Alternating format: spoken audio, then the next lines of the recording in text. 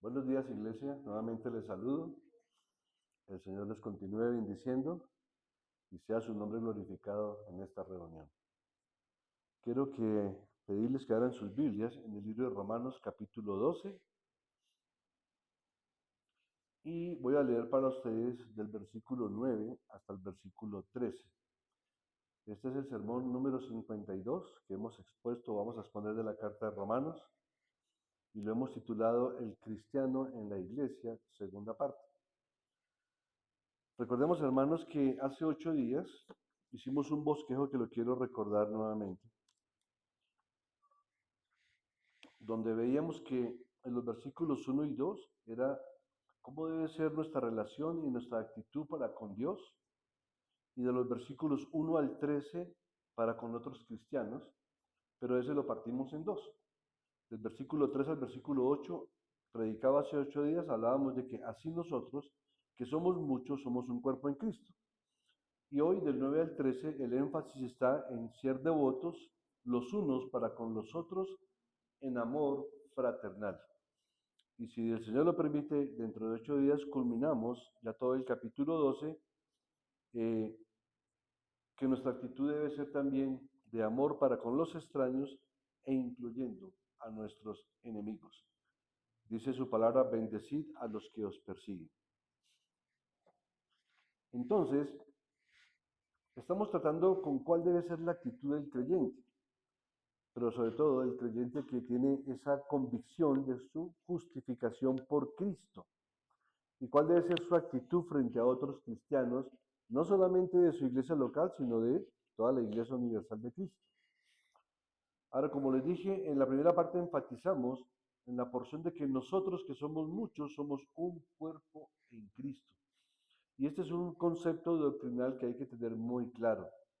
Todos y cada uno de nosotros, como miembros del cuerpo de Cristo, Dios le ha otorgado dones especiales, funciones especiales, responsabilidades especiales, que por grande, mediana o pequeña que sea, es el propósito de Dios que todos trabajemos en ellas, las desarrollemos, las ejercitemos y las practiquemos en función de la iglesia local a la que pertenecemos.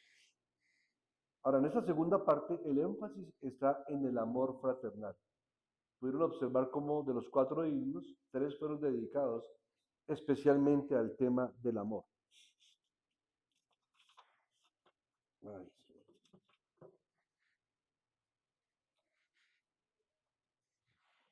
me perdonan que tengo. Bueno, el tema del amor. Porque el versículo 10 de Romanos dice así: amados los unos a los otros con amor fraternal, en cuanto a honra, prefiriendo los unos a los otros. Ahora sí, síganme con la lectura, hermanos, a partir del versículo 9 hasta el versículo 13. El amor sea sin fingimiento. Aborreced lo malo, seguid lo bueno. Amaos los unos a los otros con amor fraternal, en cuanto a honra, prefiriéndoos los unos a los otros. En lo que requiere diligencia, no perezosos, fervientes en espíritu, sirviendo al Señor, gozosos en la esperanza, sufridos en la tribulación, constantes en la oración, compartiendo para las necesidades de los santos y practicando la hospitalidad. Amén.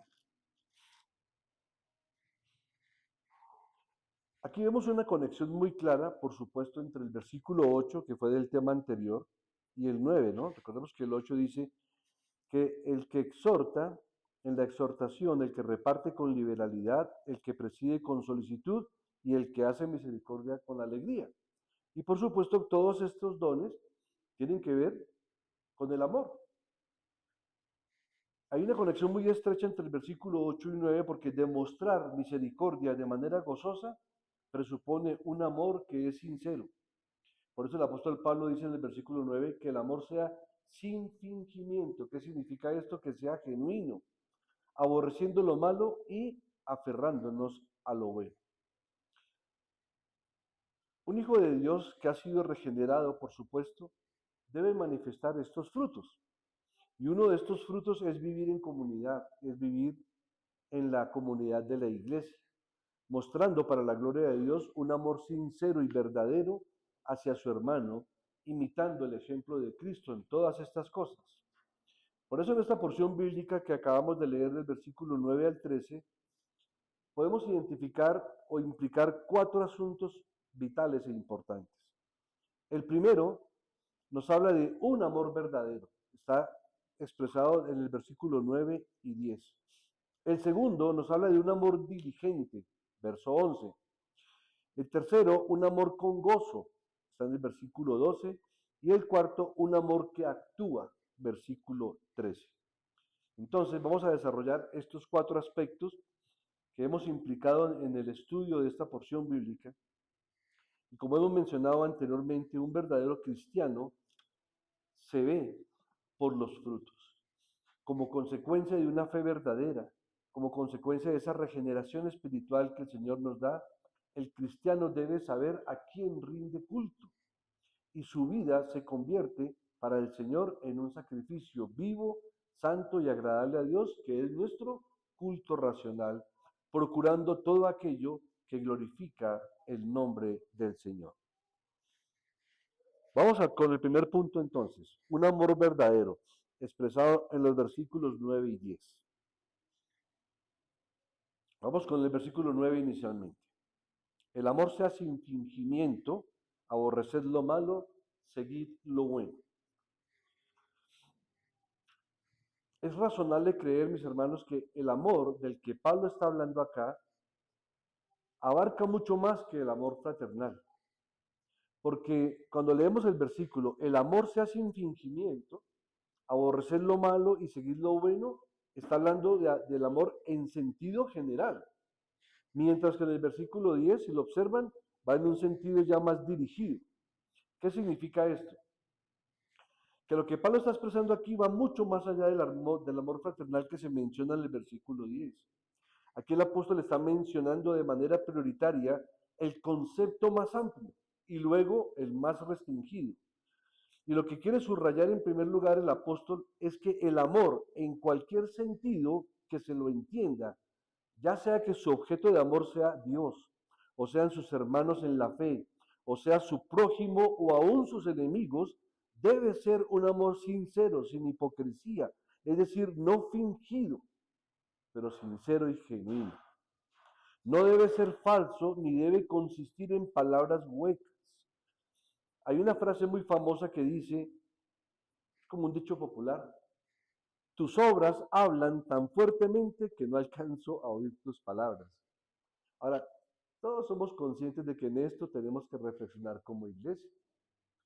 De verdad que nos falta, por supuesto, mucho para experimentar ese amor fraternal, ese amor sincero y genuino con los congregantes y con los hermanos de las iglesias o de la iglesia local y, por supuesto, con los hermanos de carne y sangre que también son a la vez hermanos espirituales porque también son creyentes. Tus obras hablan tan fuertemente que no alcanzo a oír tus palabras. En un sentido es lo mismo que decir que los hechos dicen más que las palabras. En consonancia con esto encontramos la exhortación que Pablo hace en ese mismo texto al decir que para ello tenemos que aborrecer lo malo. Y esto no se refiere solamente a la falta de sinceridad en el amor, o sea, a la pretensión, ese amor pretencioso, ese amor que está revestido de mucha hipocresía, lo cual debe ser a toda costa evitado por un buen creyente. Al contrario, lo que Pablo nos dice aquí es equivalente a lo siguiente, como parafraseando el versículo, es decir, evita cualquier cosa que sea mala, aférrate a cualquier cosa que sea buena. Ahora, cuando decimos cualquier cosa, pues estamos hablando en términos bíblicos y espirituales, ¿no? No a cualquier cosa del mundo. Pero debe quedar claro que el énfasis que Pablo hace aquí está recayendo en el término griego, en la palabra griega ágape. ¿Qué significa? Te amo a pesar de. Es decir, el ágape surgió del amor que hubo entre los creyentes de la iglesia primitiva. Y también se le daba ese mismo nombre a las comidas o a las cenas fraternales que los primeros cristianos celebraban. Y de hecho después de ahí fue que el apóstol Pablo el apóstol Pedro, perdón, con los otros apóstoles, dieron directrices claras a cómo separar los ágapes de lo que era ya la cena del Señor. Pero la cena del Señor comenzó manifestándose de esta manera, a través de esos ágapes fraternales que se hacían frecuentemente en las iglesias locales de la época. Entonces, hermanos, como cristianos estamos llamados a practicar este amor y como hermanos debemos hacerlo, por supuesto, en unión con Cristo, en unión de Cristo, porque sin Él nada de esto va a tener ningún sentido. En la iglesia no debe haber cabida para un amor pretencioso, sino para un amor sincero. Voy a darles algunos textos que nos ayudan a dar más luz al respecto de lo que estamos hablando del amor fraternal. Segunda de Corintios capítulo 6, versículo 6 dice lo siguiente: en pureza, en ciencia o conocimiento, en longanimidad, en bondad, en el Espíritu Santo y en amor sincero. Y el apóstol Pedro navega también por esas mismas aguas en sus cartas, en sus epístolas. En primera de Pedro 1:22 dice lo siguiente: habiendo purificado vuestras almas por la obediencia a la verdad, mediante el Espíritu, para el amor fraternal no fingido. Amaos unos a otros entrañablemente de corazón puro. Y cuando vemos la otra parte del texto que dice, aborreciendo lo malo y aferrándonos a lo bueno, aquí el apóstol está haciendo referencia al Salmo 34:14, que dice, apártate del mal y haz el bien, busca la paz y síguela, que es lo mismo que decir, aborreced lo malo y seguid lo bueno. Ahora, cuando revisamos estos textos bíblicos, ahí tenemos que entrar ya a tener aplicaciones para nuestra vida. Porque es importante que apliquemos a nuestra vida. ¿Cómo estamos experimentando el amor entre nosotros mismos? ¿Lo estamos experimentando de la manera como está expresado en la palabra de Dios? ¿O todavía nos falta mucho terreno por recorrer allí y muchas cosas que arreglar, muchas cosas que corregir? Porque, ¿saben? El distintivo del amor es tan grande que el Señor dejó claro que si los demás veían cómo se amaban los cristianos, creerían que Él estaba con ellos. Ese es el impacto que debe ejercer la iglesia de Cristo sobre un mundo que está perdido en un amor que no es amor verdadero, un mundo que está perdido en un amor egocéntrico, en un amor vanidoso, pasional, que solamente pretende satisfacer su propia carne y no están dispuestos a sacrificar nada por los demás. Cuando aquí Cristo dice que el verdadero amor es que el amigo dé su vida por sus amigos. Vamos con el versículo 10. Amaos los unos a los otros con amor fraternal, en cuanto a honra, prefiriendo los unos a los otros.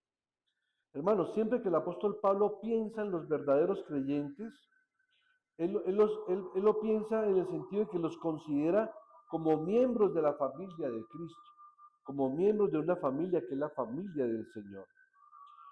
¿Por qué? Porque todos tenemos un mismo Padre, eso lo dice Efesios capítulo 4, un solo Dios y Padre de todos y por todos. Y según esta enseñanza, entonces los lazos que unen a los miembros de una familia cristiana, de una familia espiritual, son mucho más seguros y duraderos que los que unen a los miembros de una familia meramente física. Por lo tanto, lo que el apóstol dice es que los miembros de esta familia espiritual deberían hacer todo lo que está en su poder para ser y permanecer afectos los unos a los otros con un amor tierno. Ahora sabemos que hay dificultades también en las familias cristianas o en la iglesia de Cristo, por supuesto, pero vamos a ver en qué perspectiva el amor nos permite corregir o simplemente relacionarnos de una manera más bíblica con los hermanos. La realidad del mundo es la siguiente, queridos hermanos. El mundo grita, sálvese quien pueda. Esa es la filosofía del mundo, ¿sí? Sálvese quien pueda. Y los cristianos debemos de procurar con amor fraternal el bien de nuestros hermanos. ¿Cómo? Uno, procurando servirle a ese hermano. Un amor que sirve, un amor que lo da todo por nuestro hermano, que busca su honra, su bien y su integridad. Y también, por supuesto, orando los unos por los otros. Y ahí es donde también vemos una de las principales manifestaciones o no manifestaciones del amor fraternal. ¿Con qué frecuencia oramos los unos por los otros? Es una manifestación de amor, porque a veces somos muy dados a creer que, por ejemplo, si uno visita a un enfermo, le está mostrando amor, y evidentemente sí, puede ser una expresión de amor.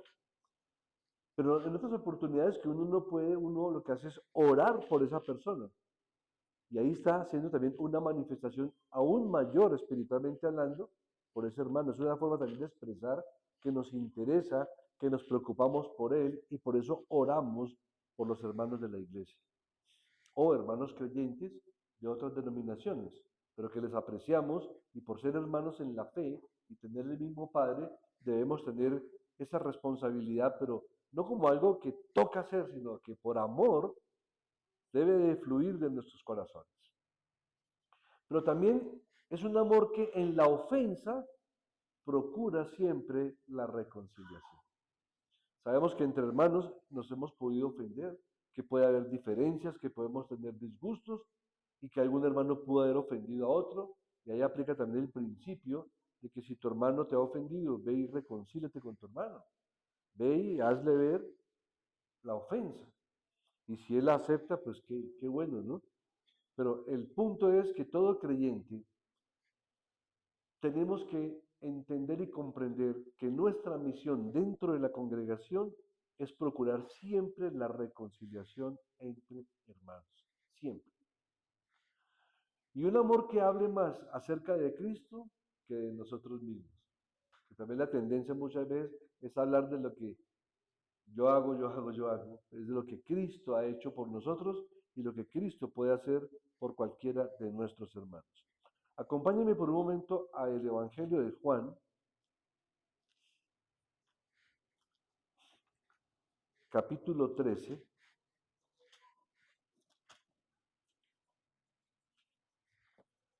versículos 34 y 35, que es bien conocido por todos. Un mandamiento nuevo os doy, que os améis unos a otros como yo os he amado, que también os améis unos a otros. En esto conocerán todos que sois mis discípulos, si tuviereis amor los unos con los otros. Ya cuando uno mira a la luz de la escritura, esas dos porciones bíblicas, esos dos versículos, no es fácil. Pero si el Señor dice que lo hagamos es porque es posible. Pero observe esto, un mandamiento nuevo. O sea, hay un imperativo, ¿cierto? Y los imperativos son para obedecerlos. Un mandamiento nuevo os doy, que os améis unos a otros. Bueno, hasta ahí uno diría difícil, pero luego se torna aún más complicado, como yo os he amado, como yo os he amado. Hermanos, y este texto también tiene una unión tan enormemente grande con el matrimonio, porque acaso no dice la palabra de Dios que el marido ame a su mujer como Cristo amó la iglesia. ¿Y cómo amó el Señor la iglesia? Dio su vida por ella. Estamos como esposos dando nuestras vidas por nuestras esposas. Y todas las implicancias que trae ese texto. Pero Señor, ¿cómo voy a amar como tú amas? ¿Sí? Para eso te di mi espíritu.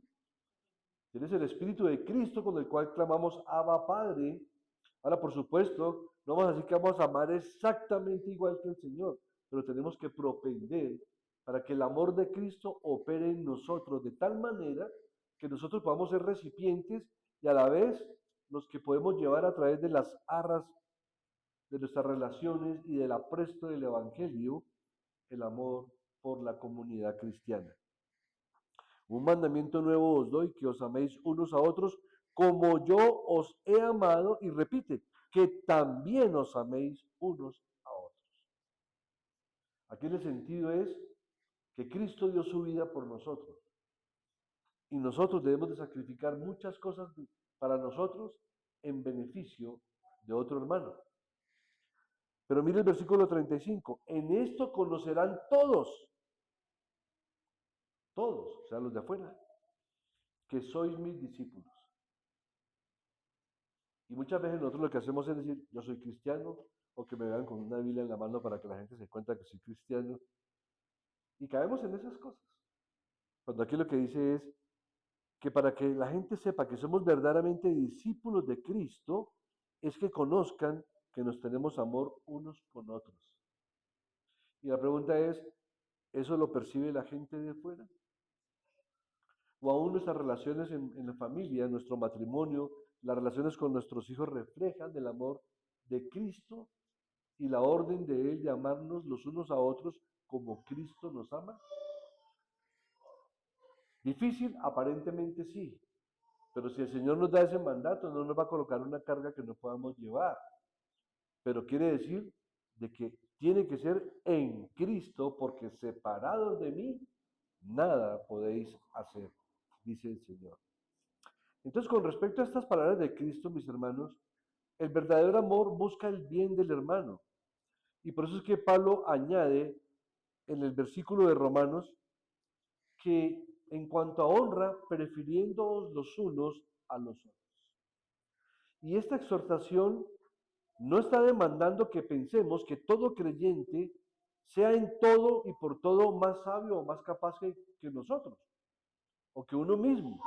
Pero lo que sí está pidiendo aquí el apóstol es que tengamos una mente humilde considerando a cualquiera de nuestros hermanos mejor que nosotros mismos.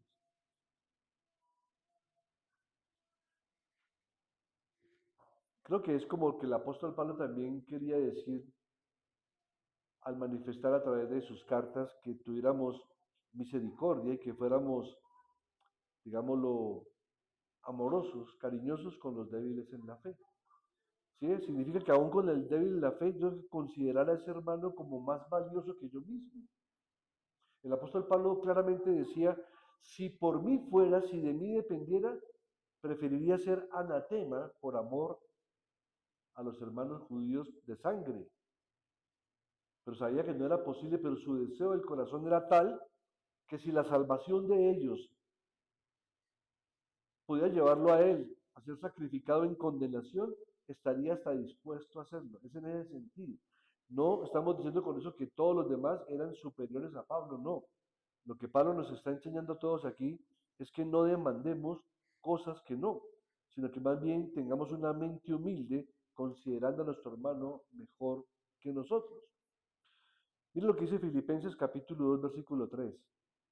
No hagáis por contienda o por vanagloria, nada, ¿no? Antes bien con humildad, estimando cada uno a los demás como superiores a él mismo, ¿sí? Estimando.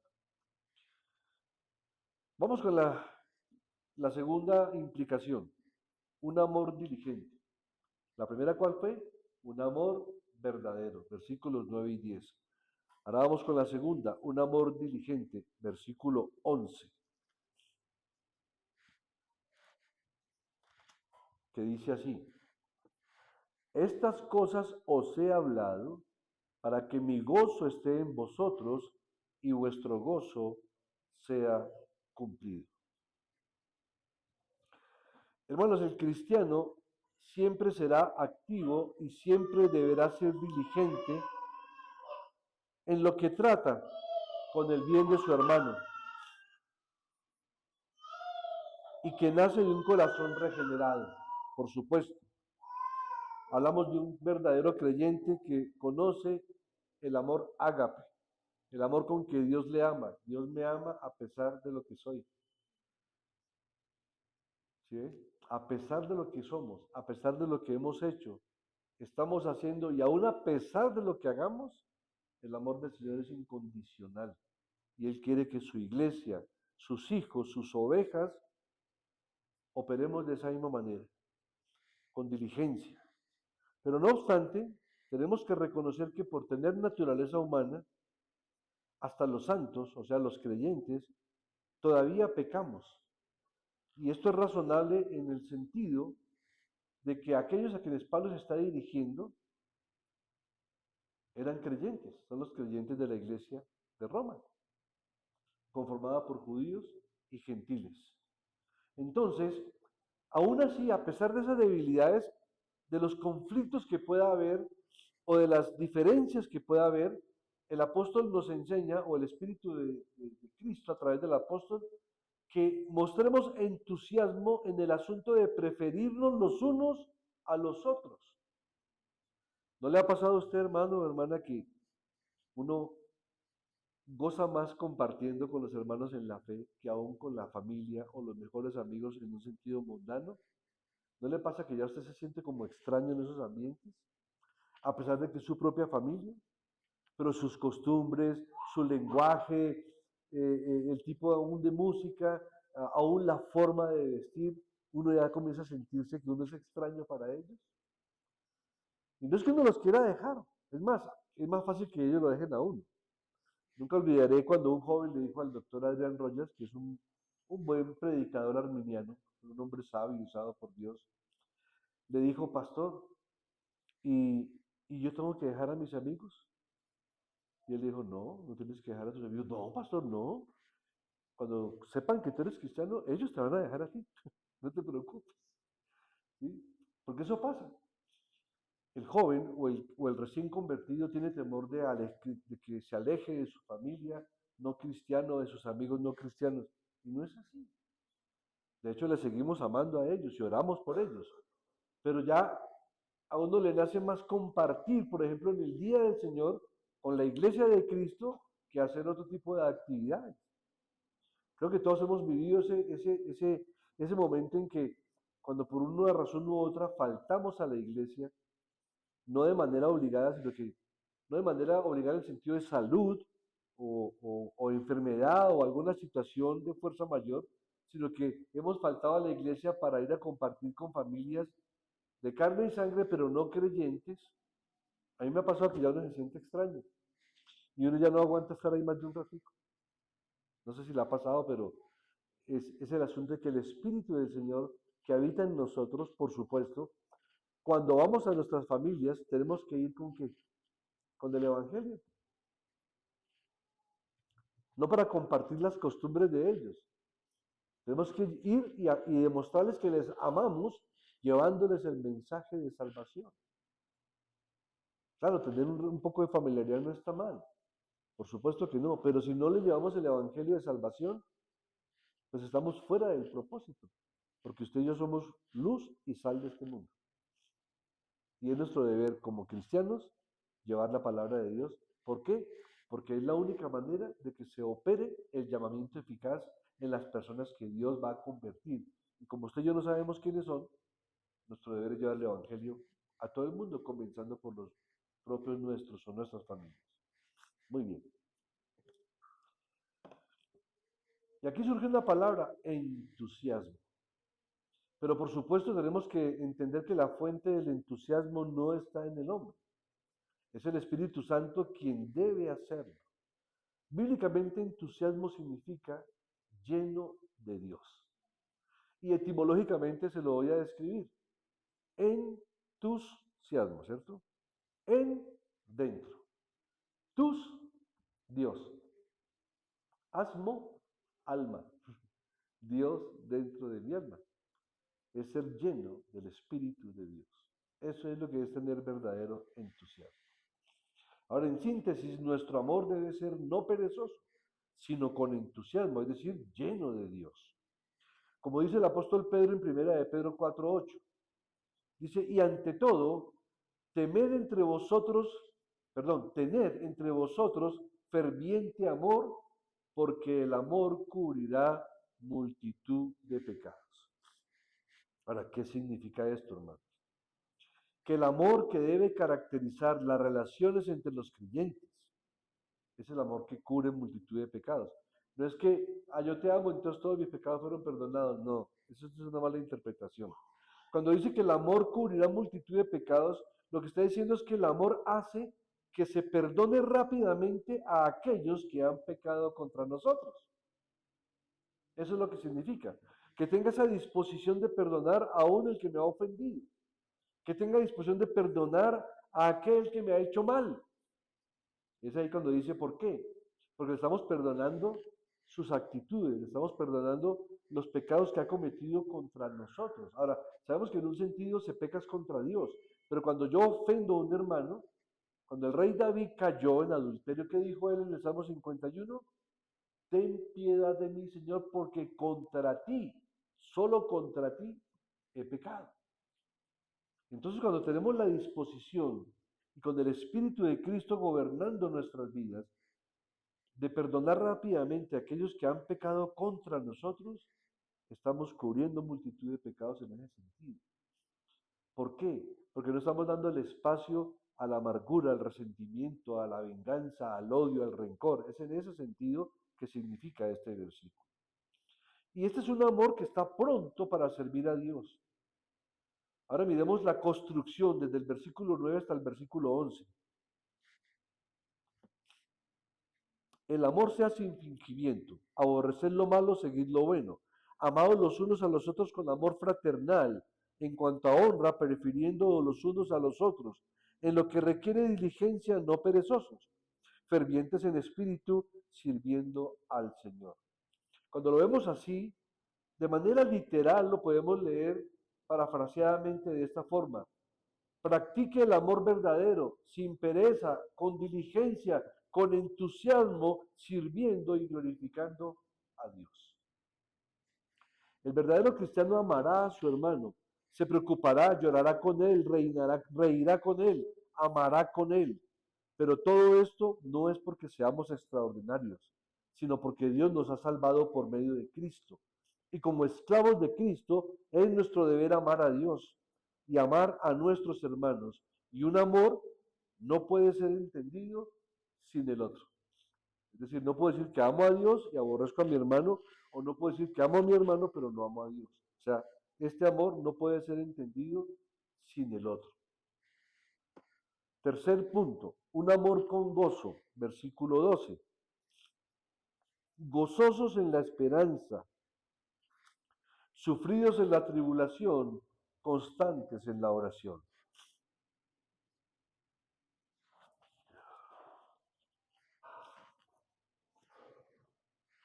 Hermanos, cuando el apóstol Pablo habla de la esperanza, ¿de qué está hablando allí? De salvación. No es cualquier esperanza, es la esperanza, es la vida eterna. Es la esperanza de esa salvación futura la que estimula este gozo. Porque miren lo que dice, gozosos en la esperanza, aunque seamos sufridos en la tribulación. Entonces, cuando estamos atribulados, ¿qué es lo que hay que hacer? Poner nuestros ojos en la esperanza, en la salvación, en la vida eterna, porque eso estimula el gozo del creyente. Miremos algunos textos de mismos Romanos, recordémoslos. Vamos hasta el capítulo 5, versículo 2. Por quien también tenemos entrada por la fe a esta gracia, en la cual estamos firmes y nos gloriamos en la esperanza de la gloria de Dios. Verso 4. La paciencia produce prueba y la prueba esperanza. Verso 5. Y la esperanza no avergüenza, porque el amor de Dios ha sido derramado en nuestros corazones por el Espíritu Santo que nos fue dado. Vamos al capítulo 8, versículos 24 y 25. Porque en esperanza fuimos salvos, pero la esperanza que se ve no es esperanza, porque lo que alguno ve, ¿a qué esperarlo? Pero si esperamos lo que no vemos, con paciencia lo aguardamos. Por eso nos queda más fácil entender lo que quiere decir el apóstol con gozosos en la esperanza, aunque estemos sufridos en la tribulación.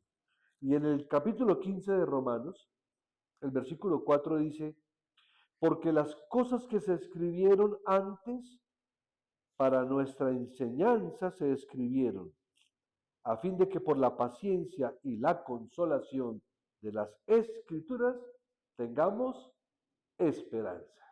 Y el versículo 13, y el Dios de esperanza os llene de todo gozo y paz en el creer, para que abundéis en esperanza por el poder del Espíritu Santo. Hermanos, no perdamos la esperanza, porque cuando un creyente pierde la esperanza, entra en desesperanza.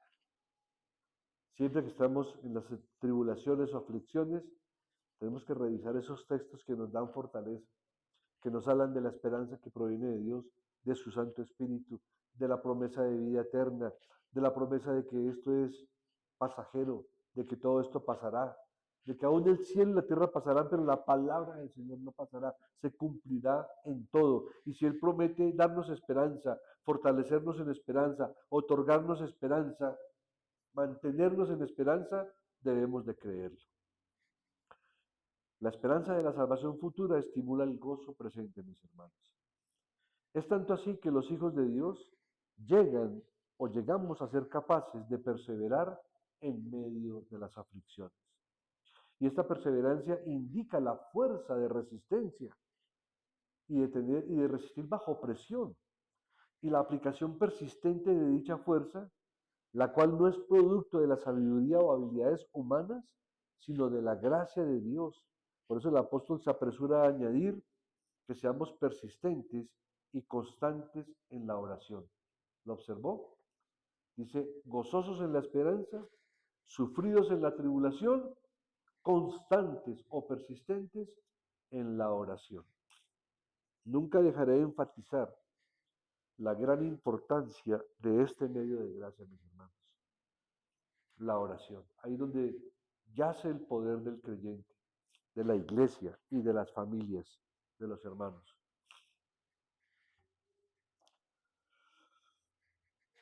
Sin oración constante, ese gozo y esa perseverancia serían completamente imposibles. Por lo tanto, aunque el mundo se caiga encima, aunque las situaciones sean difíciles, solo tenemos que pensar en la eternidad, de lo que Dios nos ha salvado con su amor, dándonos el verdadero amor y la verdadera esperanza.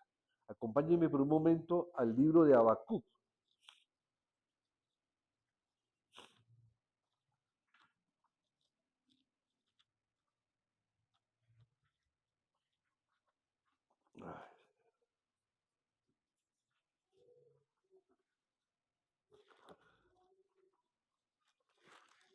Se perdió en mi Biblia, no lo encuentro.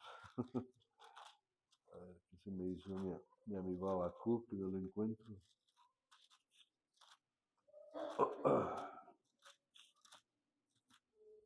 Habacuc, capítulo 3, versículos 17 y 18. Dice un siervo de Dios en medio de las aflicciones, aunque la higuera no florezca, ni en las vides haya frutos, aunque falte el producto del olivo, y los labrados no den mantenimiento, y las ovejas sean quitadas de la majada, y no haya vacas en los corrales. Con todo, yo me alegraré en Jehová y me gozaré en el Dios de mi salvación. Jehová el Señor es mi fortaleza, el cual hace mis pies como de siervas y en mis alturas me hace andar. Qué fe la de este hombre, ¿no? Ahora, ¿fue siempre así? No. Si usted revisa los capítulos anteriores a todo el libro de Habacuc, también se quejó mucho, ¿sí? Vemos, por ejemplo, en el capítulo 1, versículo 12, la protesta de Habacuc. ¿No eres tú desde el principio, oh Jehová, Dios mío, santo mío? No moriremos, oh Jehová, para juicio lo pusiste, y tú, oh roca, lo fundaste para castigar. Muy limpio eres de ojos para ver el mal, ni puedes ver el agravio. ¿Por qué ves a los menospreciadores y callas cuando destruye el impío al más justo que él? Esa era una queja de Habacuc. Pero dice que cuando el Señor le responde a Habacuc, en el capítulo 2 le da la respuesta, y en el 3 que hace Habacuc, dice que cuando experimentó la presencia del Señor, dijo más adelante, pudrición entró en mis entrañas, ¿no? Se conmovieron mis entrañas, a la voz temblaron mis labios, pudrición entró en mis huesos y dentro de mí me estremecí. Eso pasa cuando un hombre, usted y yo, somos confrontados con la palabra del Señor. Cuando nos comparamos contra nosotros mismos, es muy fácil decir, ¿no? Por esa razón quiero ser claro de que si usted y yo participamos en iglesias que el pastor decía, veo al Señor caminando en medio de la congregación. Este texto lo desmiente. Esta es la reacción de un hombre cuando tiene una confrontación personal con Dios. ¿O no dijo Isaías lo mismo? Soy muerto porque han visto mis ojos al rey. Ay de mí que soy hombre de labios inmundo, que habito en un pueblo de labios inmundo y han visto mis ojos al rey. Estoy muerto, estoy deshecho. ¿O no le dijo Pedro a Cristo, apártate de mí que soy hombre pecador? Entre más cerca estemos del Señor, hermanos, más gozo vamos a tener, sí, pero también entre más cerca estemos de la luz, vamos a ver con mayor claridad lo terrible de nuestra pecaminosidad, que es bien terrible. Entonces este hombre, cuando ve la grandeza del Señor, ¿qué dice claramente? Que aunque la higuera no florezca, ni en las vides haya frutos, aunque falte el producto del olivo y los labrados no den mantenimiento, y las ovejas sean quitadas de la majada y no haya vacas en los corrales, si lo miramos y trajéramos ese lenguaje de nuestra época, ¿qué estaría diciendo? No hay comida, no hay plata, no hay trabajo, tenemos deudas, tenemos de todo. Con todo yo me alegraré en Jehová y me gozaré en el Dios de mi salvación, porque Él es mi fortaleza. Y primera de Juan 4:18, ¿qué dice? En el amor no hay temor, porque el perfecto amor echa fuera el temor. Pero la segunda parte de primera de Juan 4:18 también nos dice que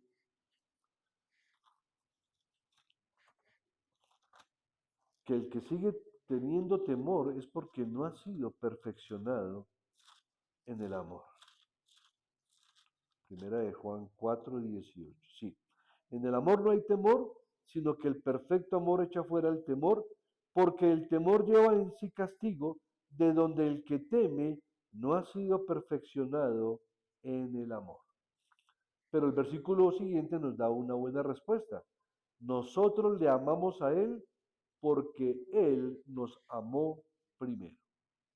Y vamos con el último punto de las implicaciones. Un amor con acción. O sea, vimos un amor verdadero. ¿Qué más vimos? Un amor diligente y un amor que se goza, ¿cierto? De regocijo. Ahora, un amor con acción. Versículo 13. Compartiendo para las necesidades de los santos, practicando la hospitalidad. Un amor verdadero que emana de un corazón regenerado como resultado de una conversión lograda por Dios. Es un amor que no se queda en palabras, sino que es un amor que actúa, un amor activo usado por Dios y para Dios que puede transformar vidas. Vemos en este versículo un aspecto bien importante. Primero, una acción sobre las necesidades de los hermanos o de los santos. Aquellos que han sido apartados, dedicados a Dios por y para Dios, es decir, la iglesia. Y en el caso nuestro, lo que es la iglesia local, o sea, tú y yo. ¿Cómo un hermano puede expresar ese amor? Contribuyendo a las necesidades de los hermanos en Cristo, contribuyendo en oración, en apoyo, en exhortación, en lo material para la iglesia, por eso la importancia también de las ofrendas, contribuyendo para las necesidades de su iglesia local, para la extensión del Evangelio, para el mantenimiento de la obra del Señor y para algunos hermanos que estén en situaciones difíciles. Ese es el propósito, por ejemplo, de la canasta de amor. Es una de las pocas manifestaciones de amor, pero es una manifestación de amor de los hermanos de la congregación hacia la familia que sea beneficiada con la canasta de amor. Miren lo que dice Gálatas 6:10. Y esto también confirma lo que hablábamos hace un rato y aún en los estudios bíblicos. Así que, según tengamos oportunidad, hagamos bien a todos y mayormente a los de la familia de la fe. ¿Se observa? Todo creyente tenemos que, según tengamos oportunidad, de hacerle bien a todos. Y es a todos, es creyentes y no creyentes. Pero luego enfatiza, pero mayormente a los de la familia de la fe. ¿Y cuál es la familia de la fe? Los hermanos en Cristo que se congregan en la iglesia local.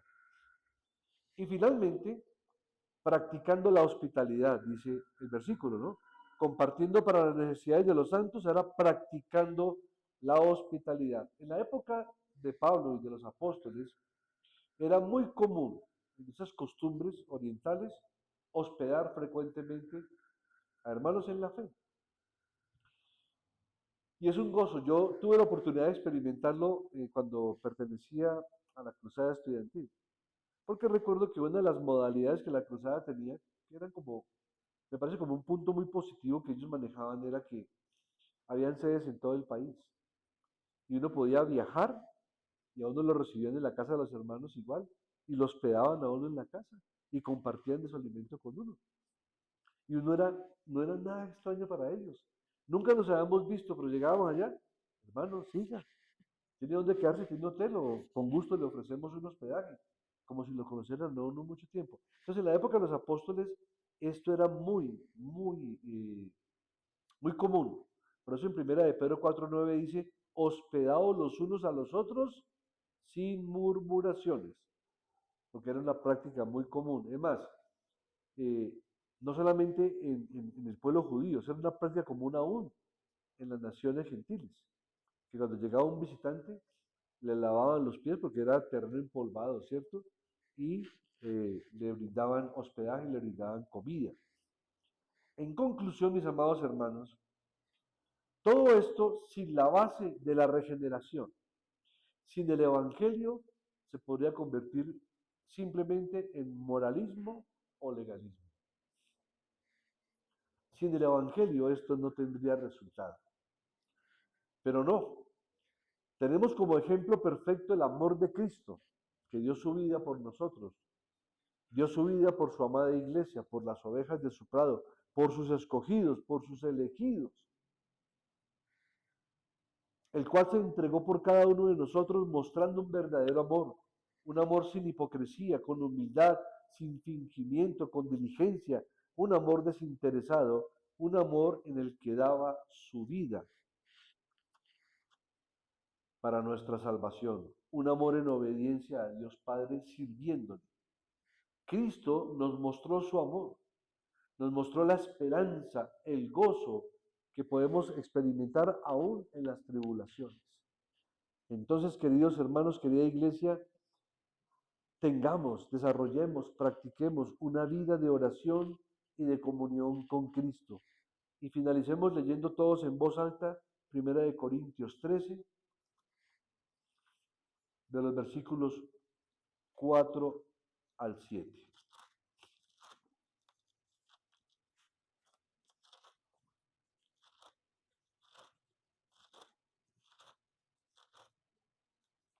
1 Corintios 13, de los versículos 4 al 7. Todos al unísono. Dice así la palabra de Dios, mis hermanos. El amor es sufrido, es benigno. El amor no tiene envidia. El amor no es jactancioso, no se envanece, no hace nada indebido, no busca lo suyo, no se irrita, no guarda rencor, no se goza de la injusticia, mas se goza de la verdad. Todo lo sufre, todo lo cree, todo lo espera, todo lo soporta. Amén. Oremos. Amado Señor, gracias. ¿Qué podemos decir ante tanta belleza, Señor? Que nos ayudes a cumplir y a experimentar estas cosas. Porque en nuestra naturaleza humana, Señor, egoísta, individualista, nos cuesta trabajo. Pero que no olvidemos que tenemos el Espíritu de Cristo, que el Espíritu de Dios mora y que cada uno de nosotros somos piedras vivas de la iglesia de Cristo. Y como piedras vivas e iglesia de Cristo, y teniendo el Espíritu de Cristo, el Evangelio de Cristo, el testimonio de Cristo, el amor de Cristo, las promesas de Cristo, Ayúdanos a comprender, Señor, y a practicar la hospitalidad, a practicar, Señor, el amor fraterno, orando los unos por los otros, apoyando a la congregación y aún a los hermanos que puedan tener algunas dificultades de salud o de economía. Ayúdanos a crecer en este amor fraternal. Ayúdanos, bendito Dios, a que no quede como un postulado más, como un mandamiento más, que no estemos dispuestos a cumplir, sino que no solamente valorar ese mandamiento, pero cumplirlo no por una obligación, sino porque el amor de Dios, el amor de Cristo nos constriñe a servir, a amar a nuestro prójimo, a los hermanos de la iglesia y por supuesto a ti, Señor. Tú mismo decías que qué sentido tenía amar a los que nos aman. ¿Acaso no hacen eso también los impíos? Y esto lo decimos, Señor, en que nuestros corazones no solamente deban ser preparados para amarte a ti, amar a nuestros hermanos en la fe, sino que nos enseñarás en la próxima predicación cómo debemos relacionarnos y reaccionar y cuál debe ser nuestra actitud hacia el resto del prójimo, incluyendo a nuestros enemigos. Oh mi Cristo, solamente viviendo en ti y tú en nosotros, podremos llevar estas verdades a la práctica, pero separados de ti, imposible. Por lo tanto, Señor, que como pámpanos estemos adheridos a esa vid preciosa que eres tú, que no nos falte esa sábila, ese alimento espiritual que tanto necesitamos y requerimos, aún para amarnos a nosotros mismos de una manera adecuada, de una manera bíblica. Porque también se aplica el amor por nosotros mismos en el sentido de que tenemos que amar a nuestras esposas como a nosotros mismos, porque el que ama a su esposa, a sí mismo se ama, pero el que aborrece a su esposa, a sí mismo se aborrece. Y esto aplica también con la iglesia de Cristo, que es tu cuerpo. No podemos decir que amamos a Cristo, pero no a la iglesia. O que amamos la iglesia, pero no a Cristo. No puede caber eso. Amamos la iglesia porque la iglesia es tu cuerpo, somos tu cuerpo, Señor, y tú eres nuestra cabeza. Porque somos tus ovejas y tú eres nuestro pastor. Porque somos la familia de Dios, la familia de la fe. Ayúdanos, Señor, a que seamos instrumentos que honren y glorifiquen tu nombre, siendo instrumentos de amor para nuestros hermanos, para nuestras familias, para el prójimo y aún para nuestros enemigos. Y todo esto lo pedimos por los méritos de Cristo Jesús, tu amado Hijo, en quien tú has tenido toda tu complacencia, Padre Celestial, y en que por Él es que es posible practicar estos preciosos asuntos. Ayúdanos en estos propósitos y glorifícate en nuestras vidas. Damos gracias. Sean a ti la gloria, la honra, la alabanza y la adoración en Cristo Jesús, bajo la guía y dirección de tu Espíritu, por los siglos de los siglos. Amén. Bien, mis amados hermanos, que el Señor les continúe bendiciendo con toda bendición espiritual.